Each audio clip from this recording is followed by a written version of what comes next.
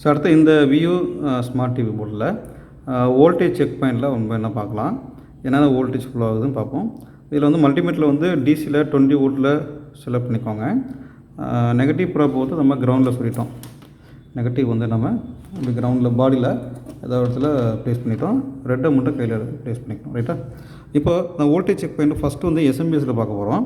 இப்போ இந்த பக்கம் வந்து ஏசி லைன் ஹாட் லைன் போட்டுருக்கு இல்லையா, அந்த கெப்பாசிட்டர் சுவிட்ச் சர்க்யூட்டு இந்த பக்கம்லாம் வந்து நீங்கள் வோல்டேஜ் செக் பண்ணக்கூடாது.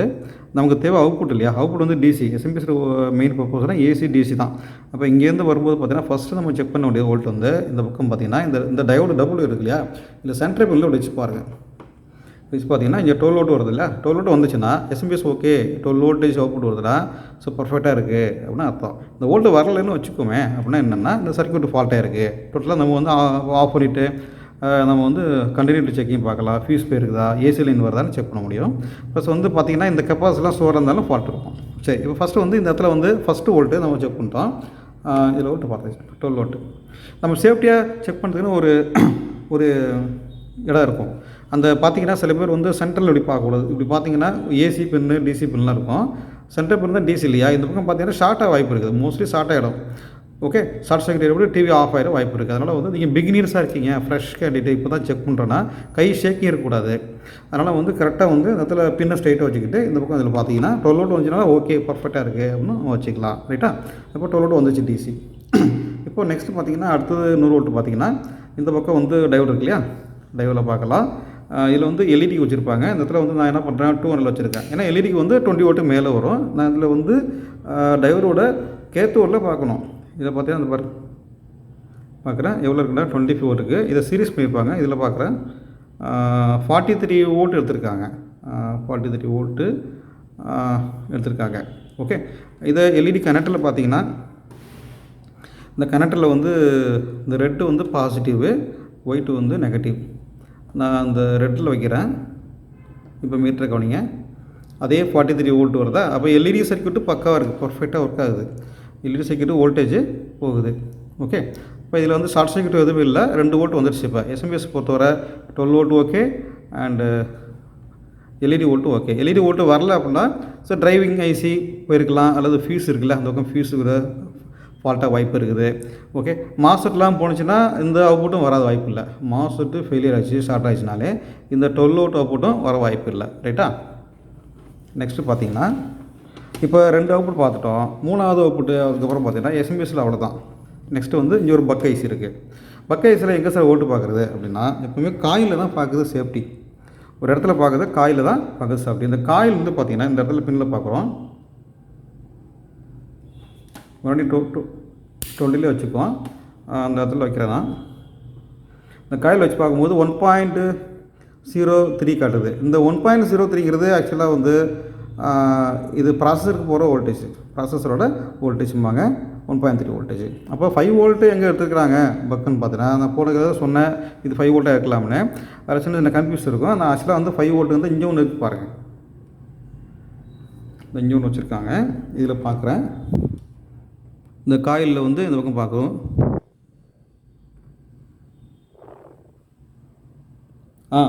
அந்த காயில் பாருங்கள் இப்போ 5 வோல்ட் காட்டுதா. அப்போ இதுதான் 5 வோல்ட் பக் ஐசி. 5 வோல்ட் வருது, பக்கா 5 வோல்ட் ஒர்க் ஆகுது. இந்த 5 வோல்ட் ஒர்க் ஆகலைன்னா டோட்டலாக எஸ்எம்பிஎஸ் மட்டும் ஒர்க் ஆகிட்ருக்கோம். ப்ளஸ் வந்து மதர் போர்டு ஃபுல்லாக ஃபங்க்ஷன் ஆக வாய்ப்பே இல்லை. இந்த 5 வோல்ட் வந்தால் தான் அதுக்கப்புறம் வந்து அது கன்வெர்ட் ஆகும், மற்ற பக்கு ஐசி போயிட்டு அது கன்வெர்ட் ஆகும். ஓகே, இந்த பக்கம் ஒரு எல்டிஓ ஐசி வச்சுருக்காங்க. இந்த எல்டிஓ ஐசியில் வந்து சென்ட்ரல் பில்லில் பார்த்தீங்கன்னா வோல்டேஜ் எவ்வளோ இருப்பாருங்க, 3 வோல்ட் ரெகுலேட்டரு. இப்போ 3 வோல்ட் ரெகுலேட்டருங்கிறது இது ஆக்சுவலாக வந்து பக்கத்தில் இந்த ஒய்ஃபை இருக்குது. இந்த ஒய்ஃபை இருக்கு இல்லையா, இதில் பாருங்கள் ஒய்ஃபையோட கனெக்டரு. அதில் பார்த்தீங்கன்னா அதில் 5 வோல்ட்டும் வச்சுருக்காங்க. ஒன்று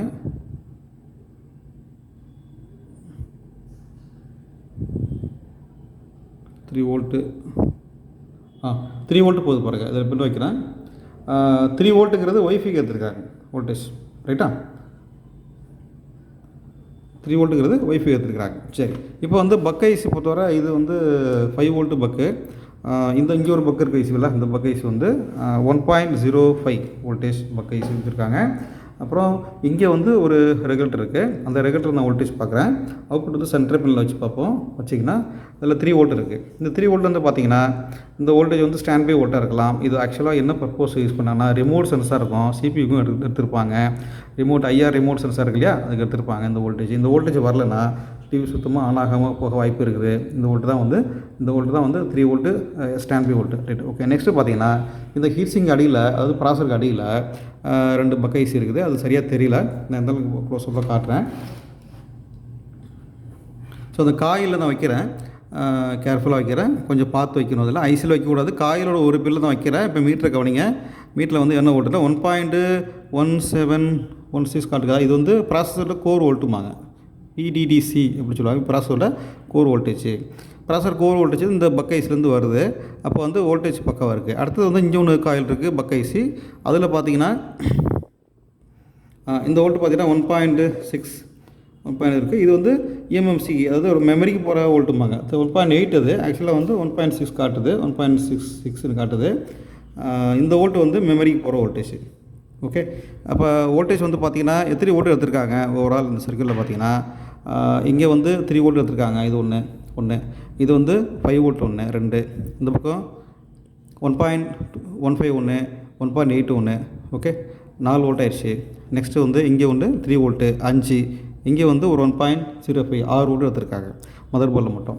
அதுக்கு வந்து மொத்தம் பார்த்திங்கன்னா 4 பக் ஐசியும் 2 எல்டிஓ ரெகுலேட்டர் யூஸ் பண்ணிருக்காங்க. எல்டிஓங்கிறது 3 பின்னாக இருக்கும். எல்டிஓ ஒன்று, இங்கே ஒரு எல்டிஓ இருப்பார், இது ஒரு எல்டிஓ, அப்புறம் இங்கே இருக்க போகிறேன், இது ஒரு எல்டிஓ ஐசிஸ்.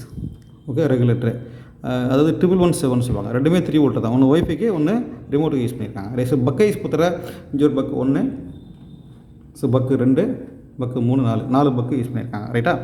நெக்ஸ்ட்டு பார்த்தீங்கன்னா இப்போ இந்த மதர் போர்டில் வந்து வோல்டேஜ், இது ஒர்க்கிங் டிவி மதர் போர்டில் வோல்டேஜ் எல்லாம் பக்காவாக பர்ஃபெக்டாக எல்லாம் வந்துட்டு இருக்குது. ஒரு வோல்டேஜ் மிஸ் ஆனாலும் அந்த டிஸ்பிளே வராமல் போக வாய்ப்பு இருக்குது, டிவி ஆனாமல் போக வாய்ப்பு இருக்குது. அதனால் வந்து எல்லா வோல்ட்டுமே பர்ஃபெக்டாக இருந்தால் தான் ஸோ இந்த டிவி வந்து ஒர்க் ஆகும். இப்போ ஒய்ஃபை வோல்டேஜ் வரல அப்படின்னா, இந்த இடத்துல வந்து ஒய்ஃபை வோல்டேஜ் வரலன்னு வச்சிங்கன்னா ஒய்ஃபை உங்களுக்கு எடுக்காது.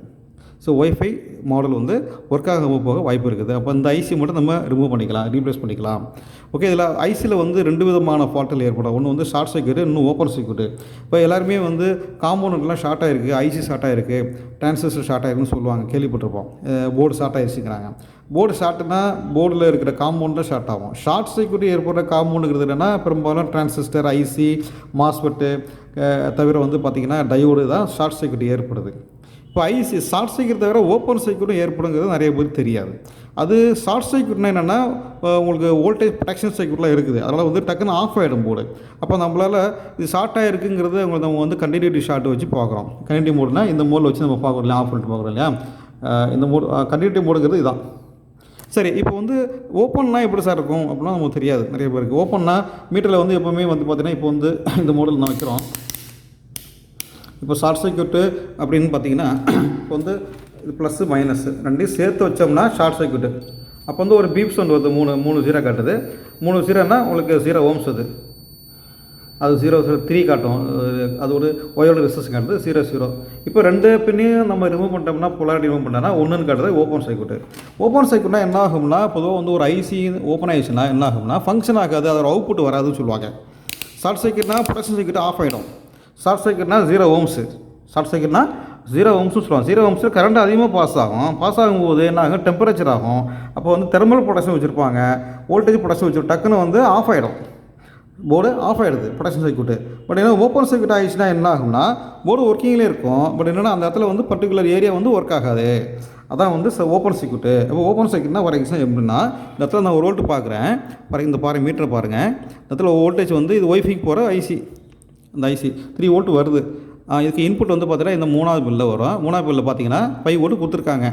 5 வோல்ட் இன்புட்டு 3வது பில்லில். சென்ட்ரல் பில்லில் வந்து 3 வோல்ட் அவுட்புட் எடுத்திருக்காங்க. இந்த 3 வோல்ட்டு வரலன்னா 0.5 வோல்ட் வருது அப்படின்னா, ஸோ ஐசி ஃபால்ட்டாக இருக்குது, ஓப்பன் சர்க்யூட்டாக இருக்குன்னு சொல்ல முடியும். அப்போ என்னென்னா ஒய்ஃபை ஒர்க் ஆகாது, ஒய்ஃபை ஒர்க் ஆகும் வாய்ப்பு இருக்குது. ஆனால் டிவி ஆன் ஆகும். டிவி ஒர்க் ஆகிட்டு இருக்கும். அந்த மாதிரி தான் நம்ம ஷார்ட் சர்க்யூட்டு ஓப்பன் சர்க்யூட்டும் சொல்கிறாங்க. ஓகேவா? இப்போ வந்து பொதுவாக வந்து ஓப்பன் சர்க்யூட்னால சில பேருக்கு புரியாது.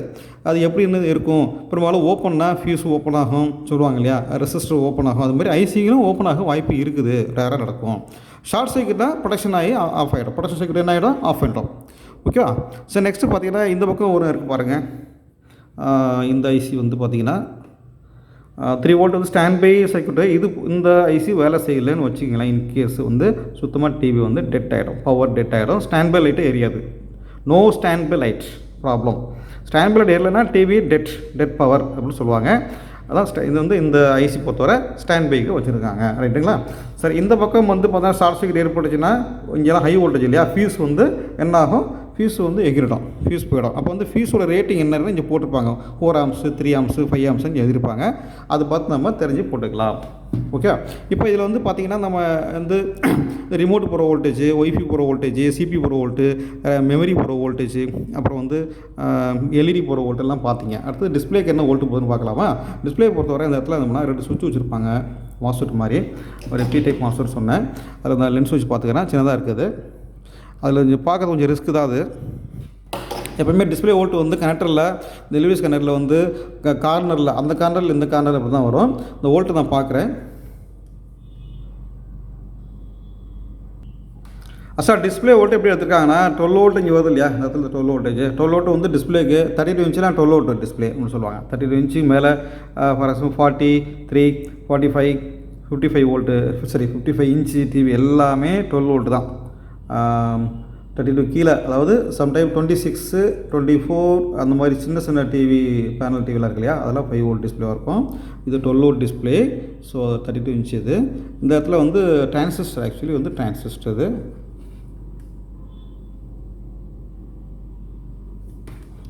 இந்த டிரான்சிஸ்டரில் சென்டரில் வந்து ட்ரெயினு. அதில் பார்த்தீங்கன்னா 12 வோல்ட்டு மீட்டரில் டிஸ்பிளே ஆகுதா. இந்த 12 வோல்ட் வந்து ஆக்சுவலாக அது பி டைப் மாஸ்ஃபெட்டுமாங்க. P type MOSFET.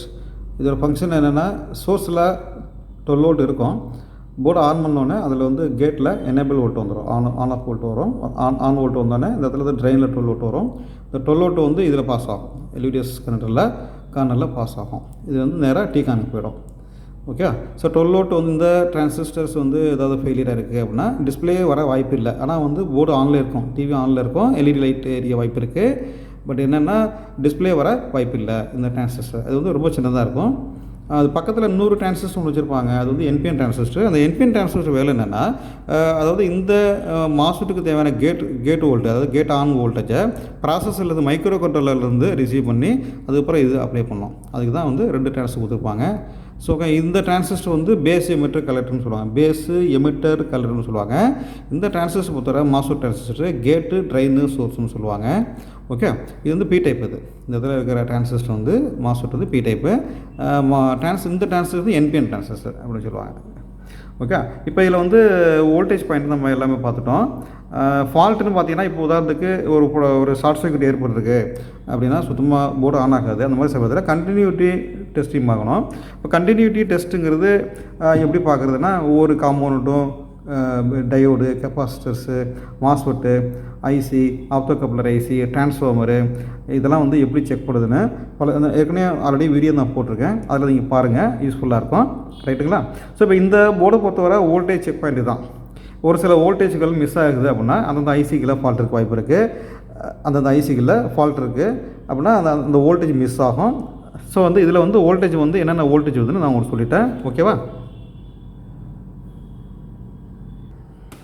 ஓகே. கடைசியாக வந்து ஆடியோ ஆம்பிளிஃபையர் ஐசி ஒர்க் ஆகுது. ஆடியோ ஆம்பிளிஃபையருக்கு 12 வோல்ட்டு சப்ளை.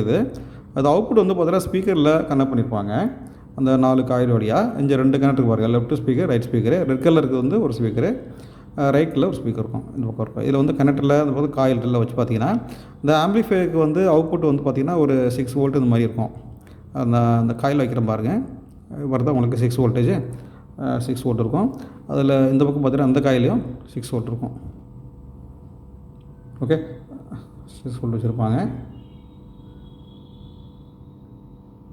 அந்த 6 வோல்ட்டு ப்ரெசண்ட்டாக இருக்குது அப்படின்னா ஆம்பிளிஃபையர் ஏசி ஃபங்க்ஷனில் இருக்குது நம்ம டிசைட் பண்ணிக்கலாம். ஓகே. ஆடியோ ஏசி ஃபங்க்ஷனில் இருக்குது. இப்போ இந்த பக்கம் ஒரு காயில் இருக்குது, லெஃப்ட் சேனல். அதுலேயும் வந்து